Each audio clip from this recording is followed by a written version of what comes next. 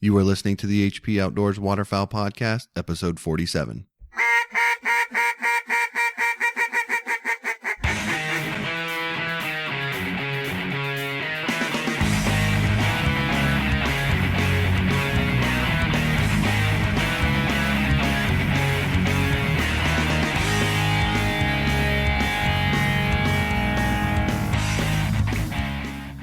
This week on the show, classes in session as we're joined by Tripp Carraway of Webfoot University.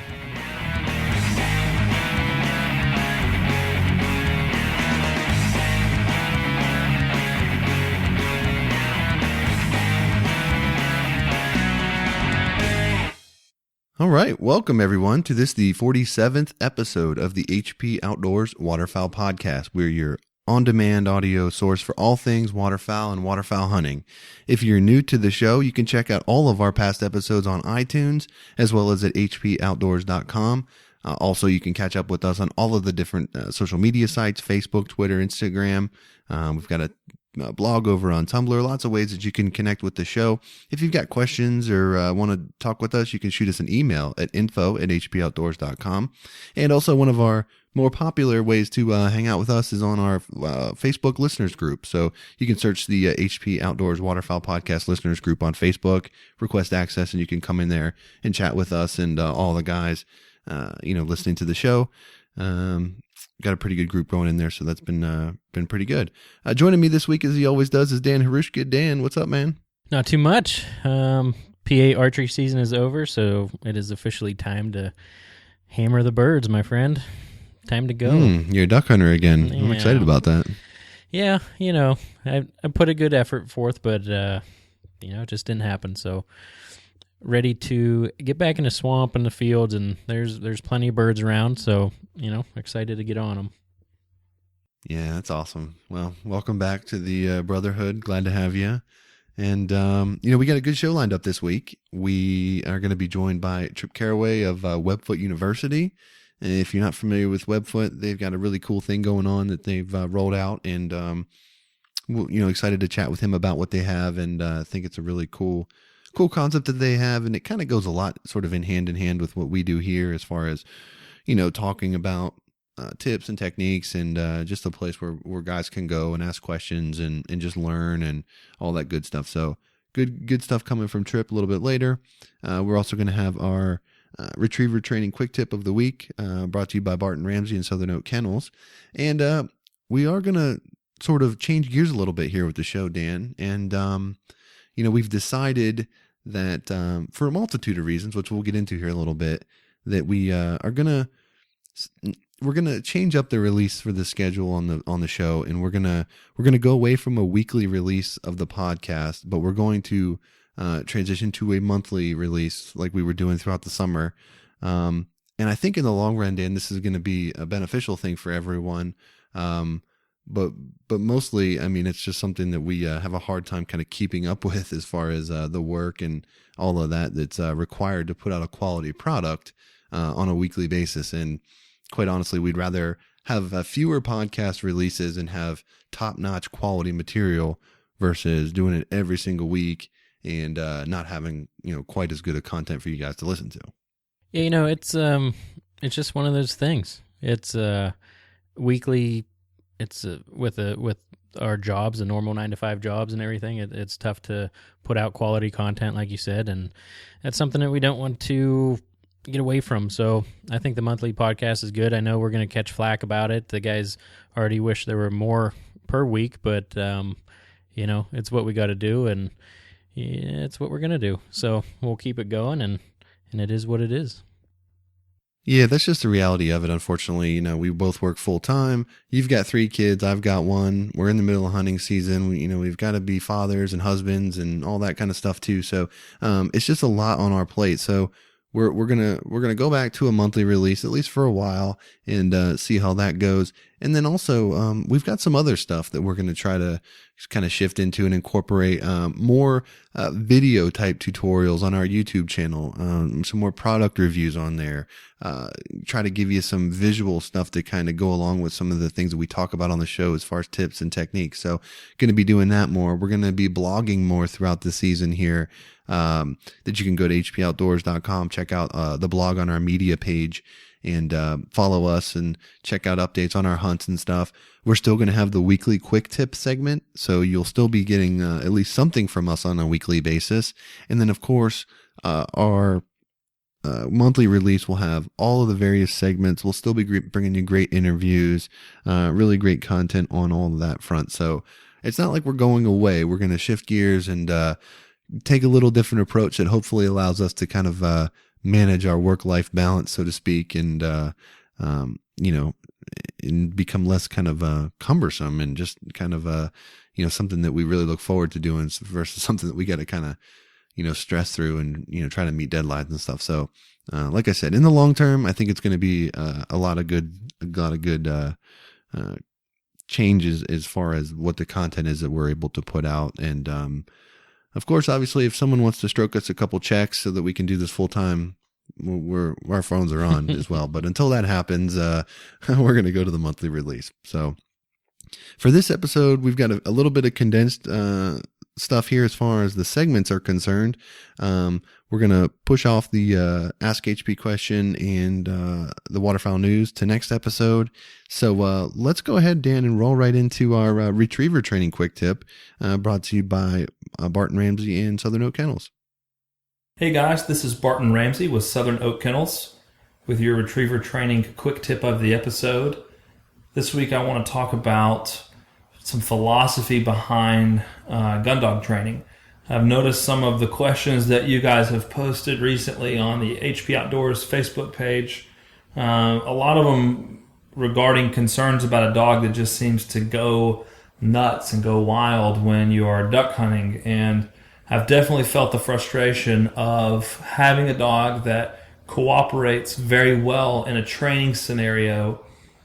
And it seems like no matter how much effort you put into recreating the excitement of a real hunt, you just can't replicate it.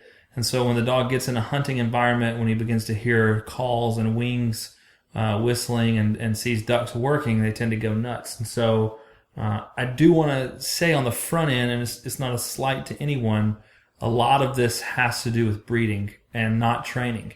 And so you're going to have a big chunk of this issue that's going to come from breeding. If you breed dogs that whine, you're probably going to get puppies that whine. And so this is one of the reasons we do enjoy the Labradors that we breed from the UK, because whining is an immediate eliminating fault from trialing, so whiners don't get bred. That said, I do believe training philosophy can really play into this. And there's an interesting philosophy that I heard first from a guy named Keith Matthews in Ireland, but it's a pretty common philosophy for trainers, especially in the UK, and it's that calmness leads to reward. And that's definitely not coming from me, as a lot of guys have said that long before I have, but calmness leads to reward. And so dogs learn behavior through reward and through punishment, or through punishment and reinforcement. And rewarding a dog is certainly one of the quickest ways to teach it. And a lot of times we reward the wrong behavior and we don't realize that we're doing it. And so anytime that a dog is unruly, and this is particularly talking about dogs that struggle to maintain control of themselves in a duck hunting situation, anytime that dog is unruly, they're not going to get any reward at all. And so a reward would be any sort of positive attention.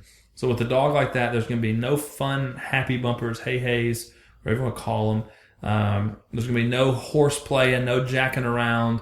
When they are acting crazy in the blind, I'm not going to send them for any retrieves. If we kill, 200 ducks with however many guys it would take to legally do that. If you kill 194 snow geese in a field hunt, we've had a hunt like that, and the dog is acting like a jackwagon, the dog is not going to pick up a single bird. I'm going to walk out and I'm going to physically pick up every bird because I refuse to reward a dog for not being calm.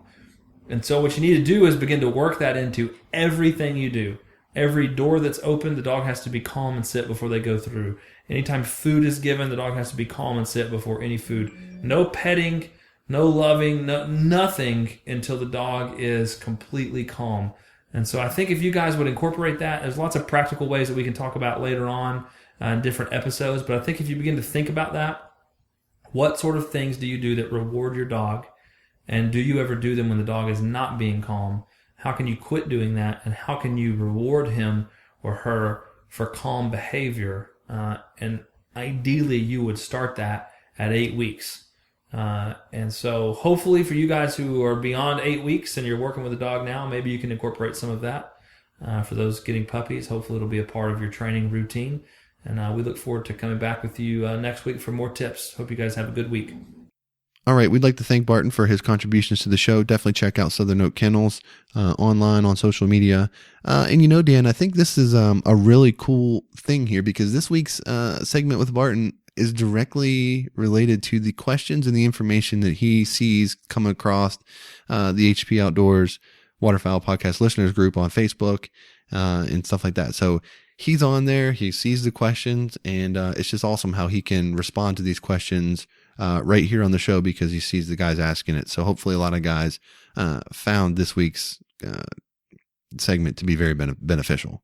Yeah, like you said, don't reward your dog for being a jackwagon, even if you have to go out and retrieve the 200 birds yourself, if that were to happen. But, if you are having trouble once you get in the field, just make the training more intense. If you have good training segments when you're, when you try to replicate the hunting situation, then just make sure that everyday life, like you said, before it goes through a door, before it gets food, no petting or loving until that dog is calm. So, that's a big thing. And even from myself, on the way to the field, Kimber is an absolute mess in my truck. Like she's just whining and crying. But when she gets out in the field, for the most part, well, she doesn't make noise, but for the most part, she's pretty steady. So for the lack of training that I have done with her compared to what a lot of guys do, I got pretty lucky there. But it can definitely be frustrating if you have a dog whining or just running around and not listening to you.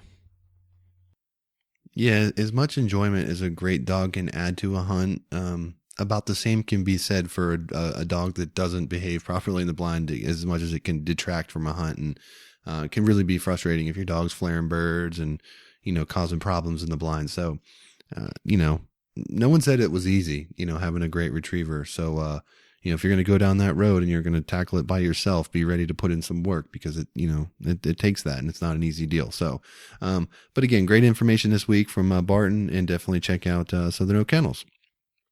All right, Dan. So, we've kind of taken a different approach, I think, to waterfowl hunting in general compared to what a lot of guys see in the online arena with forums and stuff like that.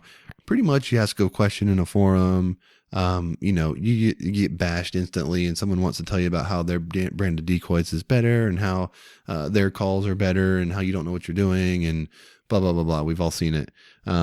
We're obviously completely opposite of that, and we're, all inclusive and encourage all experience levels and questions and just everything. And I think, when I saw Webfoot University come out and start putting out some videos and checked out what they had to offer, I immediately was sort of drawn to what they had going on because I thought it was sort of in the same vein, and it even takes it a little bit further to where you can get involved in the field with them. So I was really excited to get Tripp on the show. And Dan, let's go ahead and play this interview, and then we'll kind of discuss it on the other side. So let's welcome to the show Tripp Carraway of Webfoot University.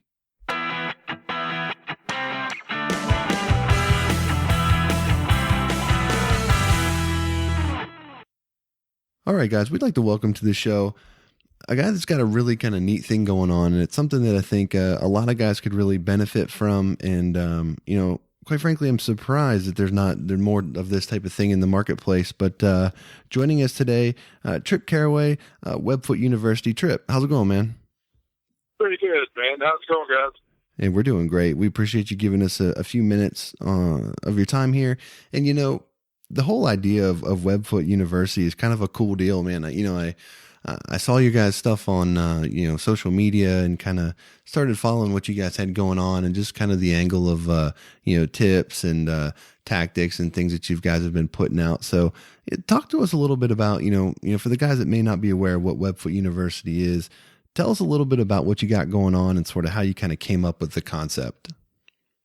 Hey guys. Well, I work in Bass Pro, and I've been there for 3 years. And about 4 years ago, the Duck Dynasty craze really started picking up. Everybody started getting into Duck Hunt, seeing how much fun it was. There's a lot of guys out there that come into the store that we're trying to get calls. We're having problems with it. We're asking questions. And we kind of came up with the concept of Webfoot University. But right now, our big thing is we're focused on education for waterfowlers and teaching everybody how to hunt smarter, basically. And that's why it's our slogan. If we can help you, be more proficient on a duck or goose call, or understand the concept of setting decoys, and getting the birds to work right. So that's what we're here for. It's just there seems to be a huge lack of education out there for the waterfowler, and a huge generation gap with guys that didn't have anybody to teach them how to do it. For one, I love the name Webfoot University, and definitely I think more guys need to enroll, under that university there. And the videos and everything you guys come up with are really cool. Like I said, there's so many tips and techniques that you guys put out that just the education that like you said, normal people don't have if they didn't have a mentor or something like that. And just kudos to doing that, because it seems like the waterfowl industry, it is pretty tight knit, but it seems like a lot of people, they hold their spots close to their heart a little bit, and they're not really that outgoing to help. So, putting that together is really, really cool in my opinion. And, something I was wondering about is what is this Webfoot party or this waterfowler party that you have going on? Yeah, the Webfoot party is what we're trying to do is, you look at women, they have their 31 parties, they have their pampered chef parties, their burger basket parties and whatnot. There's really nothing for a guy out there. So why not get a group of guys together, have a call and instructional, hour, 2 hours, and have it available to where they can purchase, decoys, ammo, calls, or whatever in bulk to save money and, to have one central place to have everything shipped. It's something we've been working with. We've got some awesome new sponsors on board that are going to be working with us on that next year as we progress after the first of the year and start getting that up and running. And we're really excited about it. Stay tuned. We're going to be doing stuff probably primarily up and down the East Coast the first year, and hope to expand out to the West Coast. Yeah, it's such a cool idea, man. I was looking over your website and, the stuff that you got, and that was one that really kind of jumped out to me because, I feel like what you guys, what you've got going there is similar in the same kind of vein as what we do, as far as, we talk a lot about hunting and we tell stories and, all that kind of stuff, but we also share tips and techniques and, what's worked for us and what hasn't worked for us. And, a lot of guys that listen to our show, are new waterfowlers that, typically when you see a guy post a question on an internet forum or something, everybody just wants to jump down the guy's throat about this, that, and the other. And it becomes a big ego, match and all this kind of stuff. And that's really kind of, we're on the polar opposite end of that. And, we're really open to new guys and no question is, a stupid question or whatever, just kind of a place where if you've got a question, you can come and you can ask it. And if we don't know the answer, we'll find you an answer. And, that's really kind of what excited us about when we saw what you had going on, because we're all about just better education and more inclusion within the sport and kind of protecting what we have as a waterfowl community. So when I saw the Webfoot party, I'm like, man, that'd be so awesome. If I was a guy moving to a new area, we get questions all the time. Well, how do I meet new hunters? And, how do I kind of, fit in when I just move to a new area? And typically most guys would go to like a DU chapter or a Delta or something, but this is kind of even another step where a guy might, if he can track down one of these, get into a party like that, save some money, meet some new guys, learn some tips. It's just a really cool deal. So I really like the idea, and I think, you guys are going to have a lot of success with that. So I'm definitely looking forward to see what you're able to do there. It sounds like I may have just booked my first party for next year. I'll make the drive down. Yeah, well, I got two guys that would definitely would do it with you. But let me ask you a question here. So Webfoot University, obviously, we're teaching guys what to do and how to be more successful and things like that. So share a little bit with us here and talk to us about kind of what are some of the big mistakes that guys make sort of when they're getting started. You talk about guys coming to Bass Pro and they're looking for calls or decoys or waders or whatever it is. But once they get out in the field, what are some mistakes that guys commonly make? Well, it's funny. I'm primarily a goose hunter, so I take goose hunting to a whole new level. It's my passion. My wife, gets on me all the time because it can be July 4th and I'm thinking about hunting, goose hunting. And, so a lot of the references I have to waterfowl are going to be primarily goose hunting. But, the average guy on a goose call, the biggest thing I see is they're holding the call wrong. They're cocking it to an angle. It's causing basically the exhaust from the call to bounce off their hand and be muffled. And they're just not getting a full, they're not getting the full sound out of the call. And it's amazing because, like you said, I work at Bass Pro. I can tweak people just a little bit while they're trying to call out or, seeing if they want to purchase it. I can fix it. And, it's been one of the better jobs I think I've ever had. Because for the past 3 years, I've had the opportunity to be right there and help so many different people and have so many people come into the store and ask and, want help. But, the average goose hunter, the average duck hunter, they don't have the right hand placement. And that, you'll see we really focus a lot on hand placement. I think that's a great point, but I tell you what, the majority of people that I see blow a goose call for the first time, there is no muffling at all. It sounds like a straight kazoo most of the time. That's just a straight clown noises it sounds like. But yeah, you make a great point, and that's a huge advantage if you know how to start with a call is obviously your hand placement. So, let's keep talking about calling, and I know one thing you had on one of your videos was, kind of how to team call or tandem call. And it's really sometimes, a lot of guys like to call themselves or they're the caller of the group, but they don't understand the benefits of if you could just make a cluck and, every once in a while just put one in there with the guy that's calling, how big of a difference that can be and how many more geese you can sound like. So maybe explain, the rhythm that you try to obtain with that, and how can guys that only know how to cluck, how can they sound good if they're tandem calling? Well, that's the one thing. We have an educational hunt. I beg everybody in the blind to at least take a call at some point during the hunt, because like you're saying, it's just going to build more geese. You don't have to be the guy. You don't have to be loud, soft, clucks, light murmurs, all kinds of different notes you can put out there and help. The one thing you want to avoid is drowning out anyone else. You want to take and get the full effect of every note that every caller is putting out. And, you don't need one guy over here doing a hail while the other guy's doing a lay down style call, because it's kind of contradicting itself.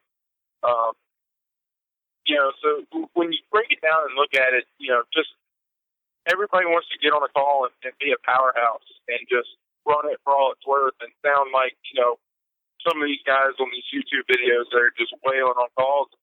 In the hunting scenario, less is more. And, a lot of times you just got to put the call down. But, a lot of times the more help you get, the better off you are. I think one of the mistakes that I've seen in the field, and I don't think guys do it intentionally, but they create that sort of like that wall, and it's just like you were talking about, they just run the call and there's 2 or 3 guys in the blind running the call, and it just creates this block of sound that just doesn't sound natural at all. And the one thing that y'all's video does real well is it accentuates how if you can cluck and I can cluck, maybe you take the high cluck and I'll take the low cluck, and now instead of sounding, we're sounding like 2 geese. And then, if Dan's got something else, then we got 3 geese, and, that's pretty much all you need really to effectively kill geese. So I think it's just one of those things where guys, like you said, need to just kind of realize that you don't have to do a contest routine to get a flock to finish into your decoys. And, I think a lot more guys would have more success kind of focusing on, their scouting and their concealment and their decoy setup and all that kind of stuff. But everybody wants to be able to get up on stage and just run a goose call for all it's worth. And with that too, you'll see a lot of guys. And I have a really good friend of mine that I love to hunt with, but he'll get in the blind and he knows like 4 notes, and he'll repetitively just keep repeating those notes. That's it. Those 4 notes, those 4 notes, those 4 notes. Getting him to break it up over the past couple of years has been a real hard task. But last year we started making some ground with it. I think he's starting to see, and he's put in a lot of time this summer. And earlier we talked about what's the one mistake you see, duck goose callers make. Well, it's not practice. You need to pick the call up year round and run it. Get with a buddy, get with a friend, practice the team call and record it. Listen to yourself back, and that way you can hear yourself. Yeah, Dan likes to talk about, with his practice sessions, maybe, he's got a fairly short drive to work, so he might pick up the call, on his way to work. And, he's really focused on that first note that you make, or the first couple notes that you make, to where you don't need that warm up period or whatever. And you got that muscle memory and just that confidence to just pick up the call cold and just, crush it right from the start versus, kind of rolling into it and kind of getting going. So I've always thought that was something that was, kind of fun. It's, to use an old, cliche or whatever, practice doesn't make perfect. It's perfect practice makes perfect. So, you got to really, exactly, when you're practicing, you got to focus on what you're doing, and you're not just blowing into the call just to make noise, but you need to be figuring out, what you're trying to accomplish and kind of go from there and build on that. But, we're talking a lot about calls here because it is a big part of, goose hunting particularly. But, what about guys that, are intimidated by, or just haven't been able to figure out the short reed call? A lot of guys, I don't know why it seems like, today maybe more so than it has been ever in, historically, or you don't see as many flute calls out there, and you don't, everybody kind of feels like they need to, figure out a short reed to get it done. But, what's your opinion on the flute? And, do you really need anything more than that to consistently kill geese? Honestly, my dad and I have been hunting, this will be 26 years this year. And it's unreal because my dad, for the past 20 years, has been blowing a glint scope. And I'll be honest with you, I've only heard one other person ever run one as good as my dad, and that was glint scope himself. But you don't have to have a short reach to kill geese. My dad, he's in a big goose club. He can go out every day that they hunt. It's the hunt day, and they will consistently kill geese using a whole glint scope. He's beat up. That begged him to put it in the gun safe. I've bought him call after call after call, and he, they're in the gun safe, and that's on his lanyard. When it comes to a flute style, or we call them shoreman because I use the Shaman shoreman calls, and they're great. I think everybody should have a wood one in their blind bag, whether you use it every day or not. Hunting over water, it's absolutely phenomenal. You can get real, low, great tone out of it, and it's in my blind bag now. I primarily use a shorty, and a lot of guys you got to have acrylic, you got to have short reed acrylic. My go-to call that I hunt with is a polycarbonate the Shaman Shorty Express, and you can't beat it. I mean, it's the go-to call. I put everybody in when it comes to Bass Pro, and it's easy. It's a beginner call. It's great. It's forgiving. And, you don't have to have the $150 acrylic goose calls to be able to be a goose hunter. I love that. We make that point all the time too, especially new guys getting into it. And even if, someone with, 26 years experience like yourself, you don't need that expensive stuff to kill geese. And I'm sure your old man there says, if it's not broke, don't fix it, coming from the flute call side. So, that's you don't need what you don't need. And it's hard to convey sometimes when you see all the hunting shows and, outdoor television and stuff where everyone has the newest and, best and greatest of everything. And it makes you seem like you need it when, like I said, when you really don't. So, another thing, we were talking about it already, but guys that are new to calling, and it seems like every time they get in the field, they might have a call on their lanyard, but once the geese start coming in, it just seems to tuck away in the blind, just deeper and deeper as the hunt goes on. Do you have any tips that you can give to the guy, just to not be afraid to pull out the call and make a few clucks or moans or something like that? What would you say to them? Well, it's kind of, I've got a 4.5-month-old daughter, and it's kind of like we're seeing her now. She's trying to learn to crawl, but same thing with the goose call. You have to learn to crawl before you can walk. So you have to learn to be able to just make that honk and the soft clucks before you're going to be able to get up there and do a double cluck and do some of the other notes, train notes and everything else. You can't do it if you don't do it in the field. You've got to break the ice. You've got to break the barrier. For years, everybody's been after me to compete more and get to the contest. I've refused to do it because I'm always afraid to go on stage. I've done it once this year, did pretty well. I'm actually going to Easton this weekend to compete in the live goose. So we'll see what happens. If nothing, I'll make $100 donation to the waterfowl. But you can't learn. You will never learn anything if you don't try. You can't be afraid to try and fail, because if you don't try, you still fail. Yeah, right. Sorry, I was just going to say, and you make a great point. We were talking about the tandem calling, and it's almost like you need the foundation of knowing when to make which call. Like if geese are setting in, you don't want to be hail calling at them and really loud honks. So that might be a good tip to some of the people listening is learn when to use which call. And then that might give you a little more confidence when you know what to do. So you might not be the best caller, but if you know what sound to make and you're okay at making that sound, go ahead and make that call when you know it's the right time. And I think that's a great point that you made earlier. And that's like our goose calling 101 class. We teach the honk, we teach the cluck, we teach the moan, we teach the murmur, and we teach the double cluck, because those are the 5 notes that if you don't learn anything else, you can kill day in, day out. That's what we're trying to do. We're having fun. We're outside. We're enjoying it. And, we're shooting birds. So, Tripp, we've talked a lot about calling and, obviously you guys have classes and things that you can, cover the gamut. But, we all know that how important scouting is, and we know how important concealment is and all that kind of stuff. And let's say, you've done everything right. You think you're on the X, whatever the scenario is.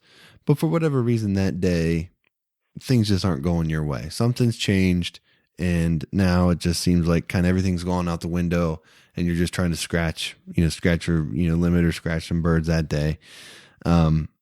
What kind of tips or sort of tricks do you sort of pull out on those days when it just doesn't seem like any bird, wants to work right? I mean, we've all had those days where we, go out there and the birds just, they crest the horizon and they lock up, and we all feel like, like we're Sean Stahl out there just, stacking them up. But then there's days where it feels like, it's the first time we've been out there and we don't know what we're doing and we can't get anything to work. So talk to me about some sort of tips and just kind of those, those things that might get us over the hump on those really tough days. Yeah, the first thing I do whenever I run into that situation is I get out and, if we're hunting over water, I'm going to get in the boat and I'm going to go out 50 to 70 yards. I'm going to circle my spread and see, if I can tell what's going on. Same thing if I'm in the field, I'm going to get outside, get out of the decoys and see what's going on. A lot of times I'm going to start moving some decoys around and moving more of them out in front of the blind to see if it, maybe take some of the attention away, if maybe that's the problem. I'm also going to do something that a lot of people don't think will work. I'm going to put the calls, I'm going to put them in my jacket, I'm going to put them in my blind bag. Sometimes less is more, and you can sit back, watch the show, and let your decoys do the work. Some days, you got to, take, let's say you're running 10 dozen decoys, and it's just not working, drop down to 2 dozen. You don't, less is more. You don't always have to be the biggest rig, the loudest caller, and everything else. Sometimes you just got to drop back, sit, watch the birds, and enjoy the show. And a lot of times that's how we finish out sometimes. We hunt in Virginia, and we get hard pressure birds in our flyway. They've come down, they've been shot at by everybody from, New Jersey, New York, Delaware, Pennsylvania, Maryland. By the time they get here, they've seen it all. I've challenged a lot of guys before. Come down to Virginia and hunt. Come down to Virginia and hunt in January and see what you guys do.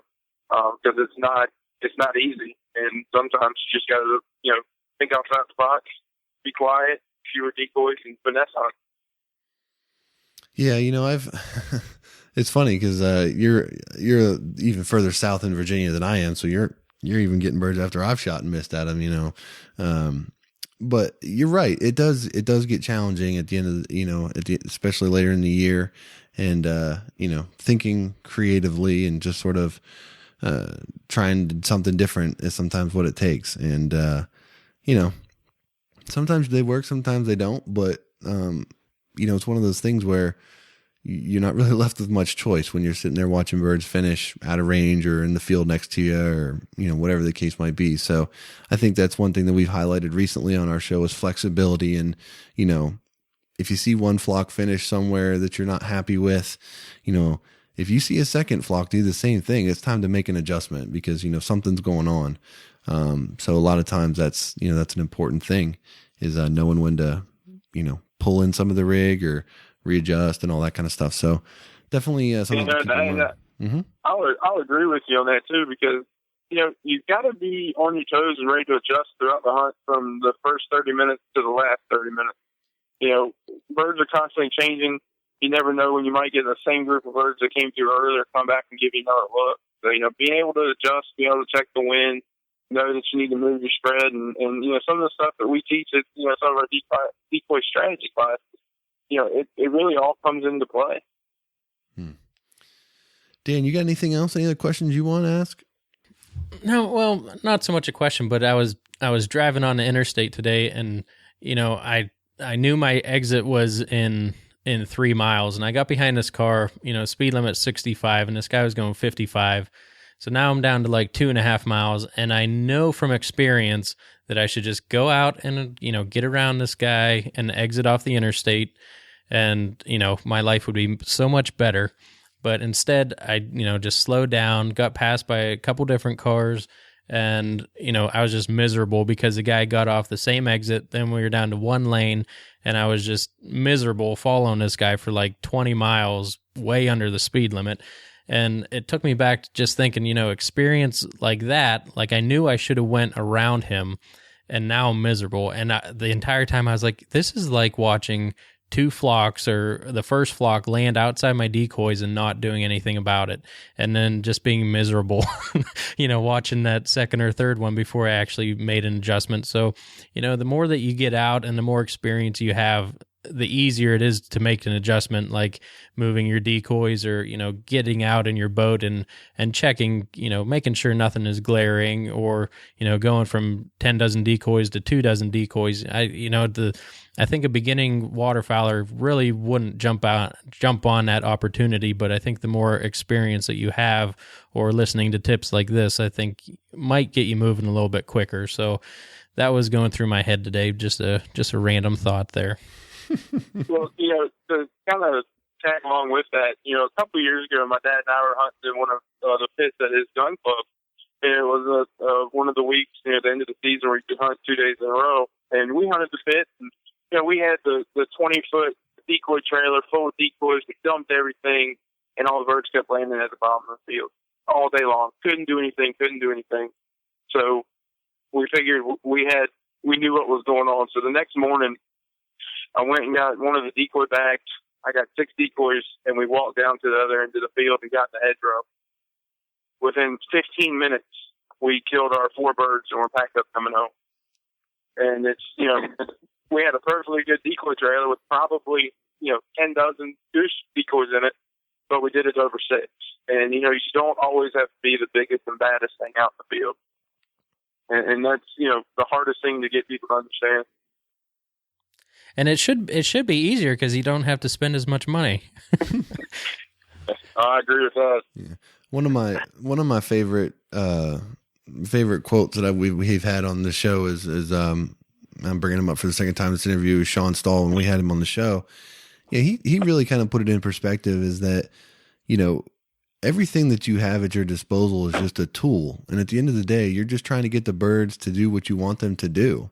So decoys are a tool, your flag is a tool, your calls are a tool, all of these things that we have at our disposal can be used in various ways to achieve the ultimate goal, is to get the birds to do what you want them to do. So there's no one way, and there's no one magic bullet, that kind of makes it work every day. So being flexible with those tools is really important. And, like you just said, you may have 10 dozen decoys in your toolbox, but, for whatever reason, 6 was all you needed that day. And, I think it takes a lot of confidence and, probably a lot of experience learned through trial and tribulation that, most guys aren't going to make such a drastic change, and have confidence over their set. So, that's a tribute to you guys and, the experience and the time you've put into the field. But, before we let you go here, I want to give you an opportunity to just kind of, tell us where our listeners can find information about Webfoot University, any other things that you guys have that you want to plug, and make sure that our listeners know where they can get stuff from you guys. Okay. Well, you can check us out at www.webfootuniversity.com. We've got an online store that's got some of our apparel. You can sign up for our educational hunts or even our classes when we have them listed up there. We've got a neat thing that we're working on right now. It's going to be part of a learning management system to where you'll be able to come on our website and have access to one-on-one coaching videos. And at the end of each week, you'll be able to submit a video to us of you calling to where we can critique it and, help you get to where you need to be on the call. It's still a little ways out. It's in the early stages, but we're really excited about it. We're working on putting that together. We're also working with a couple photographer friends that we have. We want to put a bird ID page on our website to where if you're uncertain of birds you're seeing in your area, you need any questions on, you'll be able to get to that. You can also find us on Facebook, Webfoot University. We've got a lot of things in the works. It's just been a slow process for us, but we're really excited. We've got a youth program we're going to be kicking off this upcoming season. We've got some great sponsors that are helping us with that. And, it's going to be a fun year. We've really gained some momentum, getting some great followers. I'm loving some of the comments I get. We had a class, and one of the guys sent me a picture the next day. He went goose hunting and killed geese, and, that it was because of what he'd learned. I got some other guys that we had private lessons with. They went to North Dakota the next day, and they had a great time. So, it's good to see that we're reaching and helping so many people. But, check us out. We've got a lot of good stuff in the works. And if there's anything I can do for you, just send me an email or hit me up on Facebook. And then how do people run these Webfoot parties? Well, what you'll need to do, anybody that's interested in it, they'll need to give me a call. We'll set it up. I'll come out, probably bring one or two of the other guys, and, we'll go through, we'll do a calling instruction. I'll have some calls there from Sean Mann that'll be available for resale. If you want to, you find out that a shorty works great for you, we'll have one there. If I feel that we need to get you in a sweet talker or, one of the wingnut calls, we'll work on getting that set up for you. We get it all put together. We'll also turn and, you'll have an opportunity to get decoys from our decoy sponsor, which is Tangle 3. But that's all, that's going to kind of be for next year.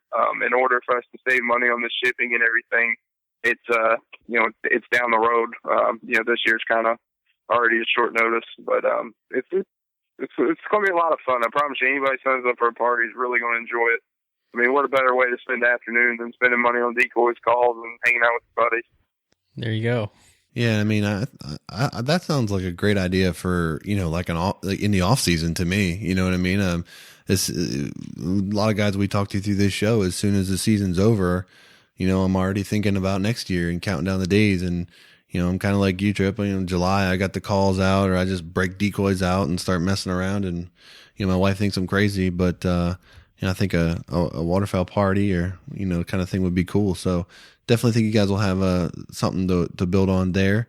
And like I said, we really like companies and that are about education and inclusion and building the waterfowl community and being there as a resource for guys to ask questions and to talk about successes and challenges that they're having and all that kind of stuff. So I definitely commend you on what you're doing, and we wish you tons of success, and we definitely look forward to attending a waterfowl party down the road. That sounds great, and thank you. And not just that, why don't y'all come on down for a hunt this year? And you come down hunt the James River with us in our pontoon boat or something. We've got a big boat, and we'd love to have you. That sounds great. You don't have to twist my arm. I can't promise divers, but it's been pretty good the last couple of years towards the end of the season. Oh man, I know you're all about divers. I love some divers. All right, Tripp. Well, thank you for your time, man. Best of luck to you this season, and we'll catch up with you soon. Sounds great. Thanks, guys.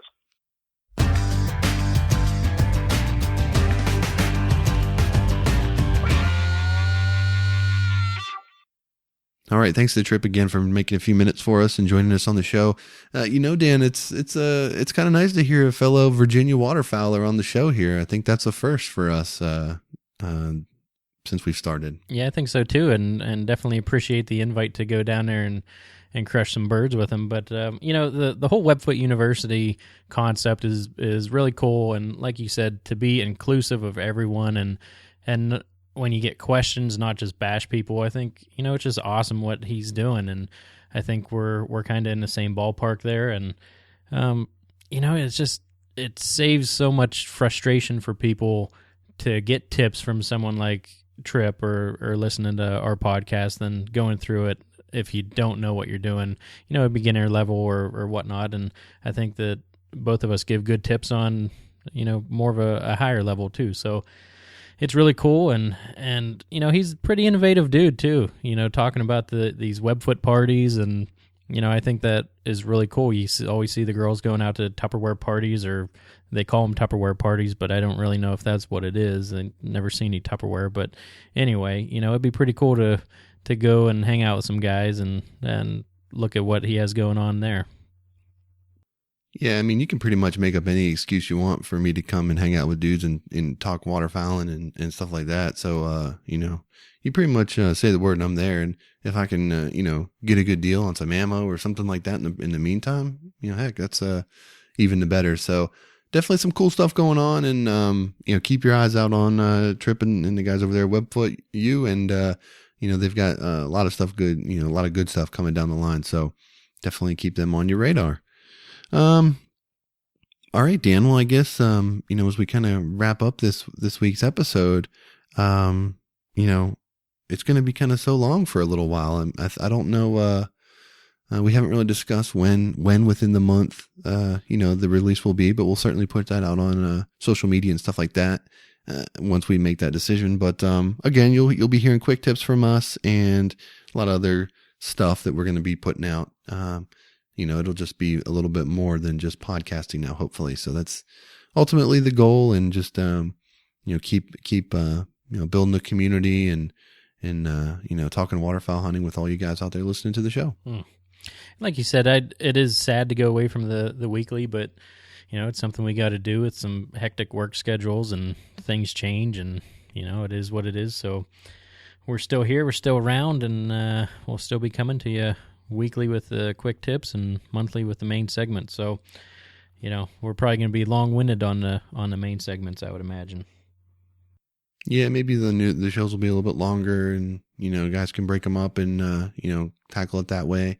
I mean, the reality of it is the amount of work that goes into the weekly show is unsustainable for us at this point. So the alternative to a monthly show is to do no show at all. So, I think that this will give us, that balance that we need and allow us opportunities to do some other things with HP. And, like I said, I truly do believe it'll be all good long term. So I appreciate everyone's support of the show.